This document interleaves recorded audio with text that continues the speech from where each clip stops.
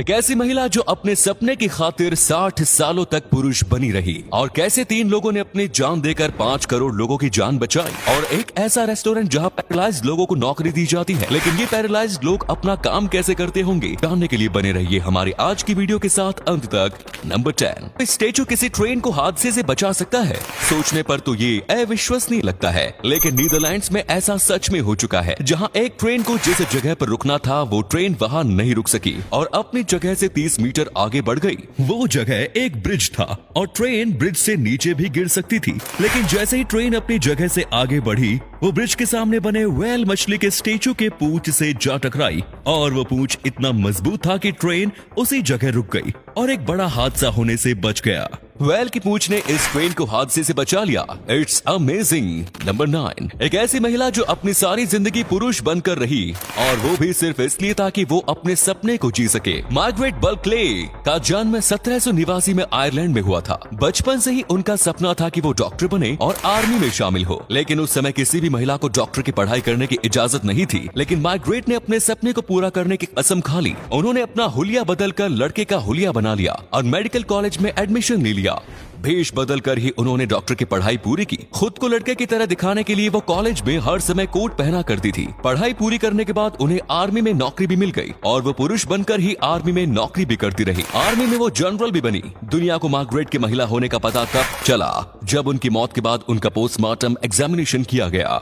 Number 8, दोस्तों क्या आप जानते हैं कि एक फ्लाइट में एक बार में सबसे ज्यादा कितने लोगों ने सफर किया था? एक फ्लाइट में सबसे ज्यादा पैसेंजर्स का रिकॉर्ड 1991 में बना था। इस साल इथोपिया के सारे यहूदियों को जल्द से जल्द इजराइल लेकर जाना था। वक्त की कमी होने के कारण बोइंग 747 के सारे सीट को हटा दिया गया और सभी लोगों को जहाज में खड़े रहकर सफर करने को कहा गया। इस तरह से एक फ्लाइट में 1086 लोगों को इथोपिया से इजराइल के यरूशलेम लाया गया। इस सफर के दौरान एक और अनोखा रिकॉर्ड बना था। टेक ऑफ के समय तो विमान में यात्रियों की संख्या 1086 थी, लेकिन लैंडिंग के समय 2 यात्री बढ़ गए और कुल संख्या हो गई थी 1088। दरअसल यात्रा के दौरान फ्लाइट में ही 2 बच्चों का जन्म हुआ। नंबर 7, वेरोनिका सैजर नाम की इस महिला की नजर सामान्य इंसानों से 20 गुना ज्यादा तेज है। जर्मनी की रहने वाली वेरोनिका का जन्म 1951 में हुआ। जब वो यूनिवर्सिटी में पढ़ रही थी, उसी दौरान 1972 में उन्हें अपने इस सुपर पावर का एहसास हुआ। इसके बाद पूरी दुनिया में उनके चर्चे होने लगे।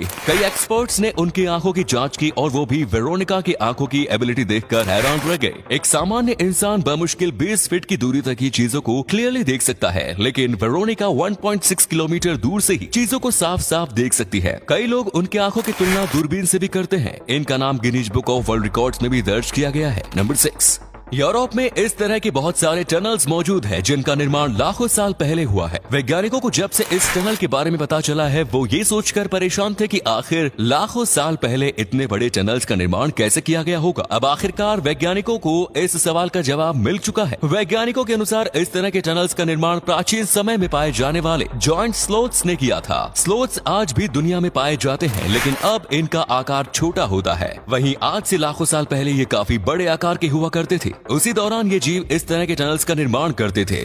नंबर 5, दोस्तों आपको जानकर हैरानी होगी कि दुनिया में जिन लोगों की लंबाई कम होती है, उन्हें कोरोना वायरस होने का खतरा लंबे लोगों के मुकाबले ज्यादा रहता है। अब आप सोच रहे होंगे ऐसा भला क्यों? तो मामला ये है कि जब 2 लोग बात कर रहे होते हैं, तब उनके मुंह से निकलने वाले कोरोना वायरस का पार्टिकल्स भी नीचे की ओर आ जाता है। अब जिन लोगों की हाइट ज्यादा होती है, वो तो इन पार्टिकल से बच जाते हैं, लेकिन कम हाइट वाले लोगों के इसकी चपेट में आने के चांसेस काफी ज्यादा रहते हैं। वैसे आपकी लंबाई ज्यादा हो या कम, कोरोना वायरस से सुरक्षा के लिए आपको मास्क हर हाल में लगाना चाहिए। नंबर 4, पैरालाइज्ड हो जाने पर दुनिया भर के लोग फिजिकली एंड फाइनेंशियली तो दोनों एतबार से दूसरों पर निर्भर हो जाते हैं। लेकिन जापान में एक ऐसा रेस्टोरेंट खुला है जो पैरालाइज्ड लोगों को फाइनेंशियली आत्मनिर्भर बना रहा है। जापान का ये रेस्टोरेंट पूरी तरह से रोबोटिक्स से संचालित होता है और इन रोबोट्स को कंट्रोल करने के लिए पैरालाइज्ड लोगों को नौकरी पर रखा जाता है। इन रोबोट्स को पैरालाइज्ड लोगों के दिमाग से जोड़ा जाता है और फिर वो लोग अपनी आंखों से ही रोबोट्स को कंट्रोल कर सकते हैं। आंखों से इशारा करते ही रोबोट से वेटर वाले सारे काम करवाए जाते हैं। शारीरिक रूप से मजबूर लोगों को आत्मनिर्भर बनाने वाला ये पहल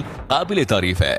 नंबर 3, 1986 में हुए चेरनोबिल डिजास्टर को दुनिया का सबसे भयावह न्यूक्लियर डिजास्टर माना जाता है। इस हादसे में लगभग 4000 लोगों की जान चली गई थी। लेकिन अगर एलेक्सी एनानिनको, वैलेरी बेस्पालोव और बोरिस बारानोव नाम के ये 3 लोग ना होते तो मरने वालों की संख्या करोड़ों में हो सकती थी। इस न्यूक्लियर डिजास्टर के लगभग 10 दिन बाद चेरनोबिल न्यूक्लियर पावर प्लांट में एक न्यूक्लियर स्टीम एक्सप्लोजन्स का नया खतरा मंडराने लगा। ये एक्सप्लोजन पहले वाला हादसे के मुकाबले कहीं गुना ज्यादा भयावह हो सकता था, जिसमें यूरोप की कम से कम 5 करोड़ लोगों की जान जा सकती थी। वो 185 टन न्यूक्लियर लावा पानी के साथ मिलने वाला था।